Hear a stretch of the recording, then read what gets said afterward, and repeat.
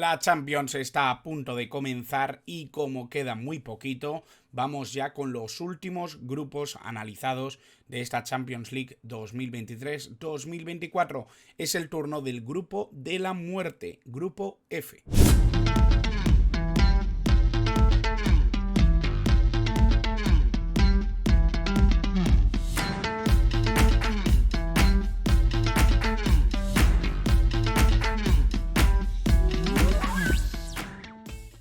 Muy buenas a todos, bienvenidos a un nuevo vídeo del canal, bienvenidos a un nuevo vídeo en el que vamos a hablar de ese grupo F, ese grupo de la muerte que ya se han adelantado muchos a considerar.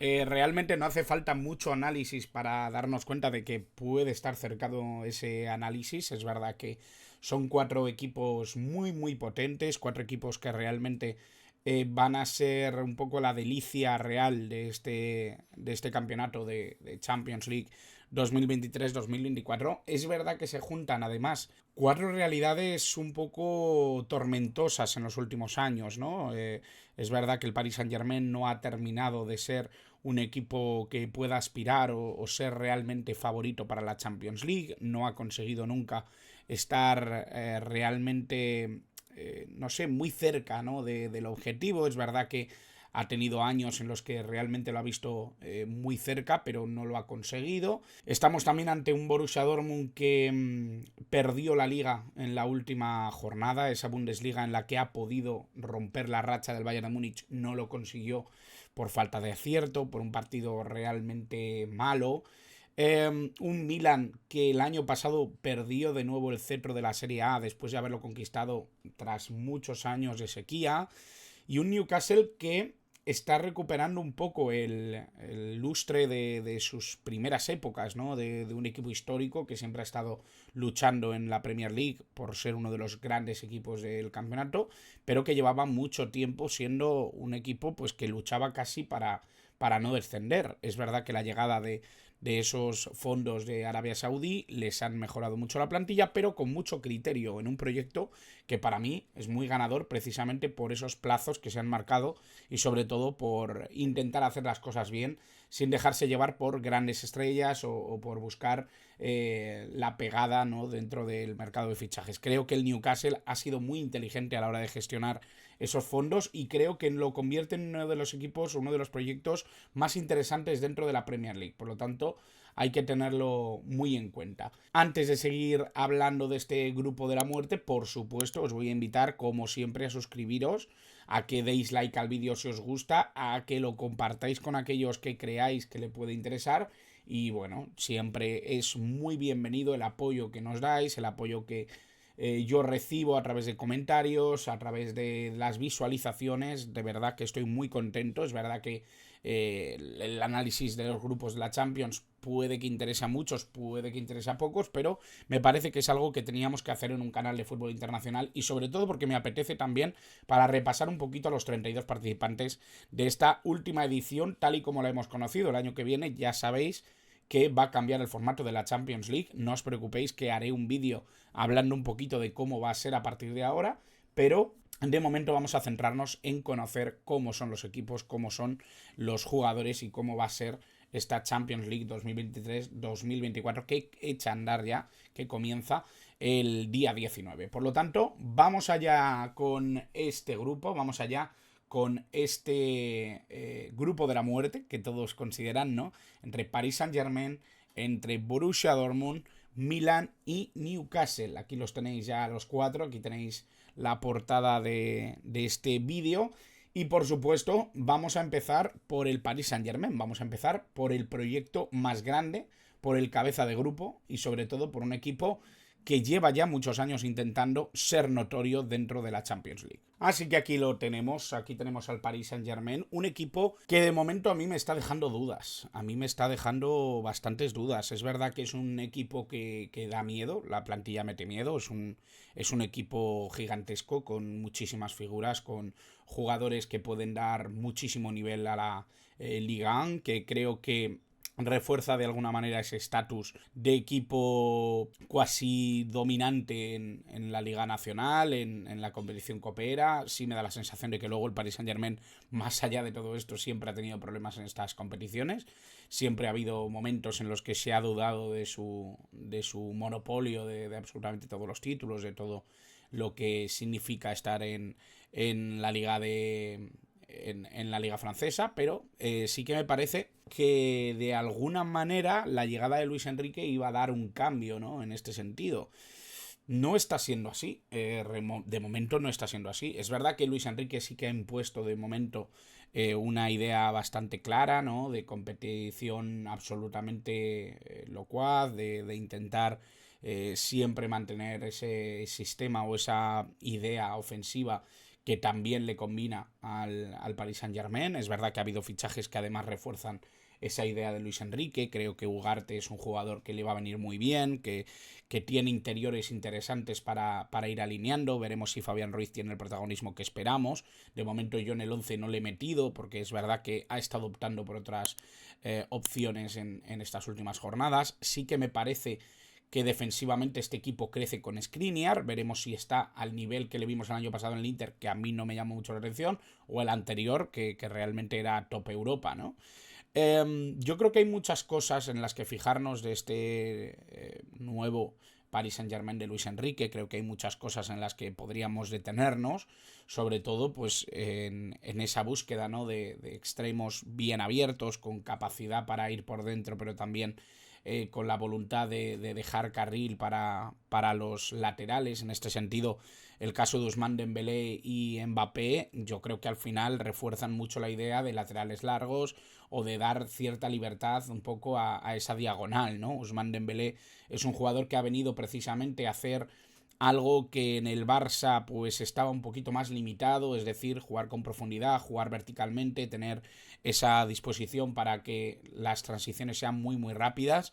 En ese sentido, el Paris Saint-Germain sí que se puede olvidar un poquito del medio campo, aunque ya digo, creo que con Luis Enrique los interiores van a cobrar mucho protagonismo. Estamos viendo ya a Zaire Emery, uno de los futbolistas más prometedores de la cantera del Paris Saint-Germain. Estamos viendo a Vitinha, tiene la posibilidad de Fabián Ruiz, perdón. Yo creo que hay muchas opciones, ¿no? Incluso Asensio, que pueda entrar también en un hipotético caso como interior, ¿no? Aunque lo veo más como extremo, es verdad que está bastante llena, ¿no? Esa posición.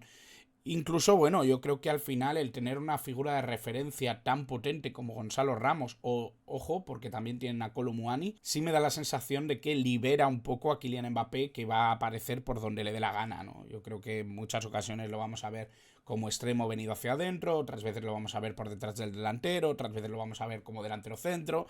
Yo creo que va a aparecer donde quiera, ¿no? Donde le dé la gana. Yo creo que la conversación con Luis Enrique en ese sentido va a estar muy clara. Al final, Luis Enrique le conviene tener un Kylian Mbappé metido en los partidos, con ganas de seguir ganando, y en este sentido yo creo que él va a favorecer que eso sea así. Otra cosa es que luego, pues cuando los resultados no terminen de llegar, si es que se da ese caso, pues pueda bailar un poquito esa posición o ese rol o lo que quiera el técnico, ¿no? Ya sabemos que las tensiones pueden surgir.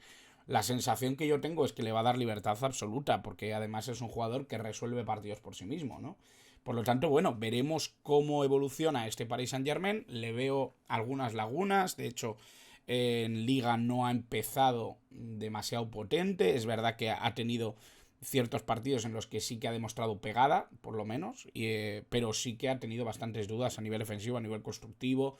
El último partido, faltando precisamente Manuel Ugarte, tuvo bastantes problemas, ¿no? para hacerse con el partido, lo terminó perdiendo. Sí da la sensación, ¿no? de que el Paris Saint-Germain no tiene las cosas tan claras o no funciona tan bien como cabría esperar. Es verdad que son muchos cambios, es verdad que hay muchas cosas que tenemos que tener en cuenta, que va a cambiar Luis Enrique y que por supuesto necesita tiempo para hacerlo, ¿no? Yo creo que la plantilla tiene muchísimos mimbres y obviamente hay que componerlos y sobre todo crear automatismos para que a medio plazo pues el Paris Saint-Germain ya esté compitiendo al nivel esperado. Pero bueno, sí que es verdad que genera ciertas dudas. Yo he compuesto un poco los tres jugadores que más me llaman la atención. Aquí podríamos añadir 15 sin ir más lejos, pero Es verdad que he compuesto un poco la columna vertebral. Obviamente la cabeza de todo es Kylian Mbappé, un jugador que por sí mismo puede cambiar las cosas en prácticamente cualquier equipo. Creo que es un jugador que está haciendo las cosas a nivel asombroso. Pero también he elegido dentro de esta columna vertebral que a mí me parece esencial dentro del Paris Saint-Germain a Manuel Ugarte, un jugador que ya digo, ¿no? Me parece que es un perro de presa maravilloso, pero que además luego tiene esas dotes constructivas que creo que le vienen muy bien al Paris Saint-Germain en el pivote. Creo que es un jugador que realmente necesitaba el Paris Saint-Germain y que a mí me hubiera gustado ver en otro sitio, ¿no? Pero que, bueno, al final creo que el encaje es muy bueno. Con Luis Enrique creo que también tiene cierta ventaja competitiva, porque creo que Luis Enrique va a saber leer el tipo de futbolista que es Ugarte, el nivel que tiene. Y obviamente al final ya en la defensa Marquinhos tiene que ser el líder que lleva siendo 2-3 años en este Paris Saint-Germain. Se han marchado jugadores importantísimos como Neymar, como Messi, como todos los que han ido saliendo, como Berratti, por ejemplo. Entonces, bueno, yo creo que cobra importancia Marquinhos, ¿no? Que conoce un poco toda la trayectoria y el recorrido de este Paris Saint-Germain y sobre todo tiene el nivel competitivo para dominar esa defensa. Ahora que ha llegado Skriniar, parece que tiene algún apoyo más. Yo creo que es un central con muchísimas garantías, que va a seguir siendo líder y que va a seguir siendo muy importante para el devenir de este Paris Saint-Germain. Así que seguimos con el Borussia Dortmund, seguimos con este equipo alemán entrenado por Edin Terzic. Vamos a hablar de ellos con el pensamiento siempre en la cabeza de haber perdido en la última jornada ese partido contra el Mainz, si no me equivoco, que les hizo alejarse de la Bundesliga. Yo creo que quizá eso es un poco lo que marca el proyecto de Edin Terzic dentro del Borussia Dortmund, ya es su segunda etapa aquí. Sí me da la sensación de que ha tenido buenos fichajes, pero tiene visos de cambiar poco. Creo que a Edin Terzic el proyecto le ilusiona, ¿no? A mí también me gusta este proyecto. Creo que es un proyecto bastante interesante. Creo que la línea defensiva ya el año pasado mejoró mucho. Tienen que mejorar colectivamente, pero creo que tienen mimbres para poder hacerlo, ¿no? Yo creo que al final sí que tienen una línea ofensiva muy claramente sustentada. Creo que tienen muchas piezas que tienen que seguir mejorando, como Malen, como Adeyemi. Creo que hay jugadores que realmente tienen que encontrar esa regularidad. Sebastián Nalé creo que lo hizo muy bien la temporada pasada, incluso con todos los problemas que tuvo derivados de la enfermedad que sabemos que tuvo. Ese mediocampo yo creo que adquiere una consistencia mucho más interesante con Savitzer. Da la sensación de que la defensa no se ha resentido demasiado de la salida de Guerreiro, que creo que con Bensebaini realmente resuelve muy bien esa papeleta. Sigue sin quedar claro muy bien el lateral derecho, porque me parece que la pelea entre Wolf y Rierson no es una pelea demasiado interesante. Me hubiera gustado ver a Fresneda en este equipo. Creo que realmente era un jugador que encajaba muy bien en lo que necesitaba y en lo que podía cuadrar entre jugador y equipo. Y bueno, la pareja de centrales yo creo que, como ya he dicho antes, ¿no? Tanto Slotterbeck como Hummels como el propio Schule dan mucha capacidad, ¿no? de poder mover y de poder sustentar esa línea defensiva. Kobel en portería yo creo que es un gran portero, tiene errores obviamente, pero es un portero que yo creo que al Borussia Dortmund le ha dado puntos. Y en este sentido yo creo que hay pocas cosas de las que podamos tirar y decir, bueno, es que falla aquí, falla allá. No, es cuestión de rendimiento, ¿no? Y por eso digo que creo que tienen que mejorar colectivamente más allá de creer que puedan haber fichado mejores jugadores o alineado de otra manera o buscar otro sistema ofensivo. Han variado del 4-2-3-1 a un 4-3-3 que quizá le da un poquito más de libertad a los extremos, que da un poco más de consistencia a ese mediocampo con un Emre Can que realmente entre la línea defensiva, la constructiva, es un jugador que se mueve bastante bien, que además el apoyo de Savitzer puede ser o bien acompañante en la base de la jugada o bien soltarse un poco más a modo RB Leipzig. Creo que en este sentido él va a sentirse mucho más cómodo. Y bueno, dentro de las figuras que a mí me gusta destacar siempre de cada equipo, pues voy a quedarme con estas tres. Con Sebastián Haller, que creo que es un jugador fundamental para lo que busca o para lo que quiere el Borussia Dortmund dentro de esta Champions League y obviamente dentro de su búsqueda de rendimiento también en la liga alemana. Creo que sus goles son súper necesarios. Obviamente también me voy a quedar con Savitzer, Un jugador que creo que en el Borussia Dortmund va a poder ser el mismo, va a poder encontrar ese nivel que no encontró ni en el Bayern de Múnich, ni en el Manchester United, y que yo creo que acompañado un poco por un equipo que refuerza un poco esa idea de tenerlo en un doble rol, ¿no? De estar presente para apoyar a Emre Can o la gente que esté ocupando ese pivote, pero también sobre todo teniendo esa presencia o ese acompañamiento de la jugada ofensiva, siendo creativo, siendo un jugador que busque el pase o que incluso desde segunda línea pueda ser importante.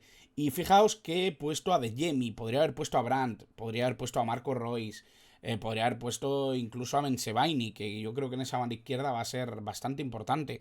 Pero me he quedado con Adeyemi porque creo que de los talentos que tiene ahora mismo el Borussia Dortmund, es Adeyemi del que más espero. Es verdad que está Donny Malen, que es un jugador espectacular, que va a jugar muy pegado a derecha, que puede jugar también en punta. Me parece que Adeyemi es un jugador un poco calcado en el rol. Puede jugar también como delantero centro, como media punta, puede jugar en banda, pero espero mucho de Adeyemi y realmente a mí no me ha dado todavía ese nivel que yo esperaba el año pasado, ¿no? Por ejemplo, ojalá que lo consiga precisamente este año, esta temporada en la que se espera todavía bastante de este Borussia Dortmund, en el que yo creo que Adeyemi va a tener que tener sitio y sobre todo va a tener la posibilidad de demostrar todo lo que vale, ¿no? Y bueno, por ir ya al Milan, un equipo que, como todos sabemos, ¿no? El año pasado no pudo reavivar las llamas de ese título de Serie A que consiguieron en la 21-22. Es verdad que han tenido una temporada bastante dura en la que sus competidores han estado más fuertes o más regulares. Es verdad que el Milan no ha terminado de ser un equipo que metiera miedo. Es verdad que no ha evolucionado demasiado de un año para otro. Es verdad que mi sensación es que el Milan el año pasado se durmió un poco en los laureles y creo que necesita mejorar mucho y creo que este año también, por ser un año de cambios, un año de evolución también incluso a nivel de plantilla, va a ser difícil que puedan dar un nivel muy alto, ¿no? Creo que los fichajes son buenos, pero deben encajar, deben coger un poco los automatismos que quiere Pioli. Es verdad que ha cambiado bastante el equipo en todas las líneas, o prácticamente todas las líneas, ¿no? Es verdad que conservan a Mañán, es verdad que conservan a Giroud, es verdad que conservan la velocidad de Rafa Leao, pero prácticamente el mediocampo es otro, es completamente distinto. La línea defensiva añade a Thiago, que es un jugador que yo creo que va a tener muchos minutos junto a Tomori.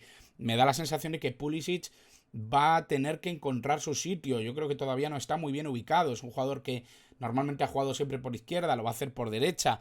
El medio campo con Reinders, con Krunic, con Loftus-Cheek va a tener que acoplarse bastante a las ideas de Stefano Pioli, a los ritmos de la Serie a lo que va a ser surtir de balones a una línea ofensiva que yo creo que tiene que depender un poco de la creatividad de Reinders, ¿no? Un jugador que a mí me entusiasma, me apasiona, me parece que es un jugador con muy muy buen nivel, que puede ser una de las claves. Aquí lo tenemos en la imagen central. Creo que puede ser una de las claves de este Milan. Creo que es un jugador que viene a sustituir, entre comillas, a Tonali, un jugador creativo, un jugador que daba esa sensación de estabilidad al equipo, que muchas veces jugaba con pivote, pero otras jugaba como interior. Yo creo que al final Reinders tiene esa capacidad, sobre todo a nivel creativo. Es verdad que Krunic viene a cubrir un poco esa posición del pivote. Mi sensación es que se lo van a combinar un poco entre todos. Es verdad que Loftus-Cheek luego va a ser un poco la pieza más móvil, la que más se asome a la frontal,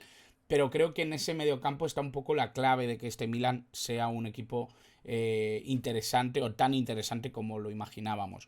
Y obviamente luego Rafael Leao y Teo Hernández, dos jugadores que ya fueron clave en la pasada temporada, que fueron claves también en la consecución de la Serie A, por lo tanto yo creo que en ese sentido poco cambia, ¿no? Se tienen que establecer, se tienen que encajar un poco las piezas nuevas dentro de este Milan, pero me da la sensación de que Pioli tiene trabajo por delante y veremos si lo consigue hacer en un solo año. Y vamos con el último equipo, vamos con el equipo que salió del bombo 4 y el que de alguna manera fomenta que este sea el equipo de la muerte, el grupo de la muerte. Sí me da la sensación de que si hubiéramos visto un Paris Saint-Germain, Borussia Dortmund, Milan y yo que sé, un Young Boys, por ejemplo, no tendríamos la sensación de que este fuera el grupo de la muerte con tanta intensidad que con el Newcastle. Por eso yo siempre decía, ¿no? Cuando me preguntaron acerca de esto, yo siempre he dicho que donde cayera el Newcastle iba a ser un poco el grupo de la muerte, porque realmente es un equipo muy, muy competitivo en un bombo 4 que bueno, destaca bastante entre los demás, ¿no? Yo creo que la composición de este equipo es muy top. Sinceramente, sabemos que tiene un fondo inversor muy, muy grande, muy potente detrás, pero creo que están utilizando con mucho criterio los fondos. Creo que están utilizando con mucho criterio la posibilidad de creer en un entrenador como Eddie Howe, que está haciendo las cosas francamente bien. Yo creo que la estructura está clara, los refuerzos han sido única y exclusivamente para mejorar el nivel competitivo, cosa que es muy inteligente, cosa que es muy práctica, y que sobre todo en este salto a la Champions League tenían que dar un poquito más, ¿no? de lo que se estaba viendo. Una línea defensiva muy, muy reconocible, con Botman, con Shark, con Burn. Creo que en el fondo la mejora que de alguna manera compone un poco el comportamiento defensivo de este Newcastle fue Trippier en su día. Yo creo que es un jugador que prácticamente se asienta en el medio campo, bien por el interior, bien por el exterior, y convierte un poco la defensa en una línea de tres entre Sharp, Botman y Burn, que los tres teóricamente son centrales. Y luego una línea de medio campo muy mejorada para mí con Tonali, con esa reconversión de Joelinton en interior, con Bruno Guimaraes, que va a tener un apoyo muy interesante en Tonali. Y bueno, por delante ya jugadores que son muy reconocibles dentro de lo que es ya incluso la etapa anterior del Newcastle. El propio Alexander Isak, que a pesar de las lesiones yo creo que es un jugador en el que se confía mucho dentro de este equipo.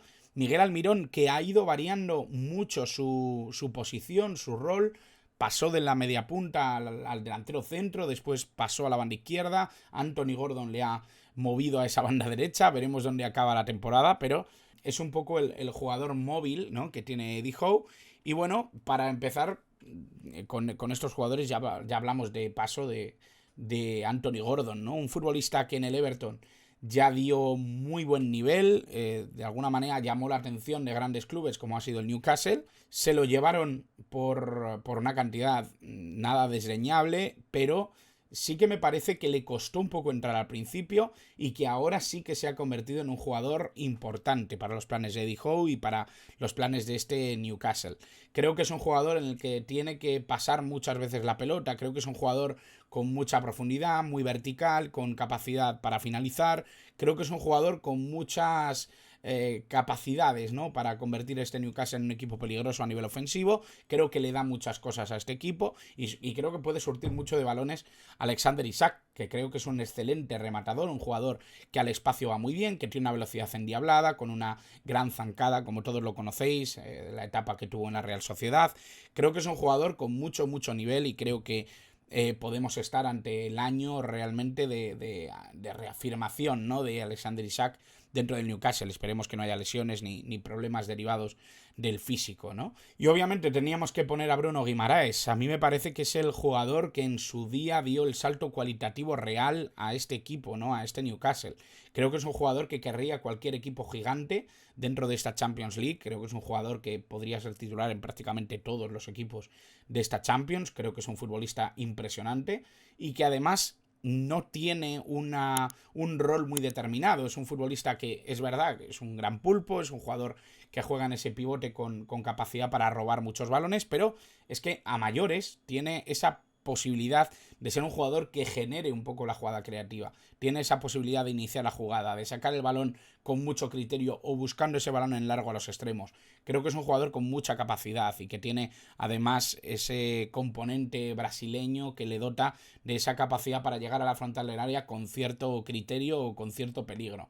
Por lo tanto, ahí es donde me quedo, ¿no? Yo creo que al final esto es el Newcastle, esto es un equipo que realmente puede dar muy buen nivel en la Champions League. Veremos cómo lo hacen este año y creo que puede ser para el primero de muchos, ¿no? Yo creo que va a seguir compitiendo a muy buen nivel en la Premier. Vamos a verlo este año y por supuesto yo creo y sigo diciendo que es un proyecto muy ilusionante en cuanto a cómo están gestionando los fondos desde Arabia Saudí, ¿no? Yo creo que se está teniendo mucho criterio, se ha creído en Eddie Howe, ha habido resultados y eso yo creo que es el comienzo de una confianza que hoy por hoy se ve recompensada. Así que esta es un poco mi visión, mi apuesta para el grupo F. El Paris Saint-Germain me parece que tiene que ser líder de grupo más allá de esas dudas. Creo que por plantilla, por proyecto, es el equipo más asentado. El Newcastle creo que va a ser segundo de grupo, que es el que va a desestabilizar un poco lo que más o menos sería coherente, que es que el Dortmund o el Milan estuvieran en esa segunda plaza y uno de los dos pudiera ir a Europa League. Al final el Newcastle yo creo que se va a colocar en una posición prioritaria para poder acompañar a octavos de final al Paris Saint-Germain. Y luego entre el tercero y el cuarto tengo muchísimas dudas. Tengo muchísimas dudas. Creo que se ha movido mejor en el mercado de verano el Milan. Creo que ha hecho refuerzos muy interesantes, que puede costar que se encajen, y esa es un poco mi principal duda. Pero veo al Dortmund un poquito decaído. Veo al Dortmund de momento un poco fuera de lo que tiene que ser la mirada competitiva de un torneo como la Champions. Y sobre todo le veo con muchas dificultades para poder hacer frente a algunos de los equipos que le han tocado en el grupo. Creo que realmente en otro grupo el Dortmund podría ser un candidato a estar en octavos de final. En este me cuesta mucho verlo, tanto de Milan como del equipo alemán, ¿no? Yo creo que esto es un poco mi visión. No sé si estaréis muy de acuerdo, pero este ha sido el análisis del grupo F, del grupo de la muerte. Ha sido un poquito más largo de lo normal, pero supongo que también necesitaba un poco pararme en algunas cuestiones de algunos de los equipos que aquí están. Yo creo que realmente podemos ver un gran espectáculo en este grupo F. Creo que nos lo podemos pasar bien. Creo que va a haber grandes partidos de muy buen nivel. Y lo más interesante va a ser cómo queden los grupos alrededor, para que en octavos de final los cuadren bastante bien, ¿no? Y que el espectáculo siga. Yo creo que va a ser un grupo divertido, creo que la Champions va a ser divertida, vamos a disfrutarla antes de que cambie su formato el año que viene. Y por supuesto a vosotros os invito a suscribiros, a darle like al vídeo si os ha gustado, a compartirlo con todo aquel que tenga ganas de saber cómo puede ser este grupo de la muerte dentro de la Champions League 2023-2024. Y por supuesto, y como siempre, gracias por estar al otro lado.